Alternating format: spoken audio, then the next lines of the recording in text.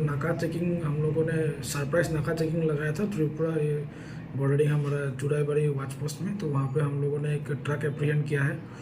उस ट्रक में हमारी इन्फॉर्मेशन था कि सस्पेक्टेड कॉन्ट्राबैंड उसमें जा रहा है, तो अकॉर्डिंगली हम लोगों को सीज़ किया है। ट्रक को सीज़ करने पे हम लोगों ने around 240 cartons of suspected codeine phosphate cough syrup concealed between, मतलब आलू का पैकेट सैक्स के अंदर में उसको कंसील करके लेके जा रहा था। तो उससे 40,000 नंबर्स ऑफ बोतल्स है कोडिन फॉस्फेट कफ सिरप का, और उसका market value around 2 crore 80 lakh होगा।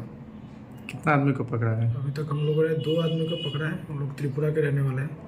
अभी इन्वेस्टिगेशन चल रहा है। वो गाड़ी कहाँ से आ रहा था? गाड़ी गुवाहाटी साइड से आ रहा था और कहाँ जाना? असम से बाहर जा रहा था।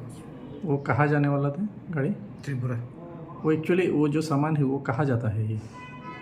ये तो अभी इन्वेस्टिगेशन में निकलेगा। अभी इन्वेस्टिगेशन स्टार्ट हुआ।